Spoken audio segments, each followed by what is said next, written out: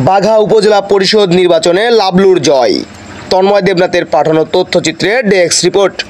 ষষ্ঠ উপজেলা নির্বাচনের চতুর্থ ধাপে রাজশাহীর বাঘা উপজেলার নির্বাচন অনুষ্ঠিত হয়েছে। নির্ধারিত সময় বুধবার সকাল ৮টায় ভোট গ্রহণ শুরু হয়।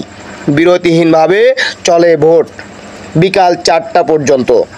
ভোট গ্রহণ শেষে গণনা করা হয়। এরপর রাত 10:30টার দিকে উপজেলার সহকারী রিটার্নিং কর্মকর্তা নির্বাচনের বেসরকারি ফলাফল ঘোষণা করেন। ফলাফলে বাঘা উপজেলায় মোটরসাইকেল প্রতীক লায়েবউদ্দিন লাবলু প্রাপ্ত। ফলাফলে দেখা গেছে বাঘা উপজেলায় 2 জন প্রার্থী প্রতিদ্বন্দ্বিতা করেন। এর মধ্যে লায়েবউদ্দিন লাবলু মোটরসাইকেল প্রতীক নিয়ে পেয়েছেন 32,405 ভোট ও তার নিকটতম প্রতিদ্বন্দ্বী রোকনুজ্জামান আনারস প্রতীক নিয়ে পেয়েছেন 32,299 ভোট।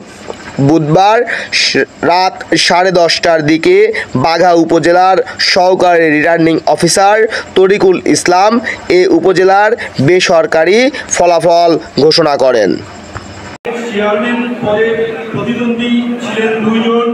মোহাম্মদ রোকনুজ্জামান, তার বরাদ্দকৃত প্রতীক ছিল আনারস, তিনি ভোট পেয়েছেন 32,299।